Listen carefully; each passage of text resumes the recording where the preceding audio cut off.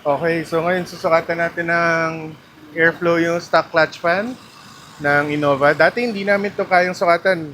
Pero ngayon, bumili kami nung Fluke na 923 thermal para kahit saan, kanong masikip, pasok. Ang problema nung Fluke kaya hindi namin siya ginagamit is wala siyang hold peak. So hindi natin makikita yung highest na airflow.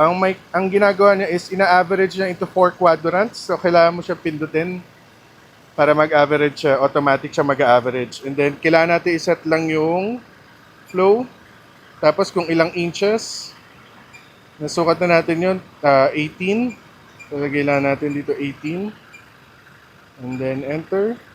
And then yan eh. Ito yung thermal. Ito yung mga same nung nasa map sensor. Then, vitamin dot. Yan yun. Pwede na rin natin makuha yung ambient temp. May kita mo may temperature, ayan o. 35 Celsius. So may temperature na dito. Kaya na natin. Ayan. Pag nandito siya, 37 siya. So may kita natin kung ano yung airflow and then yung temp. Ayan. So kung nakatulong ba yung fan natin, bumaba yung engine ambient temp, may kita natin.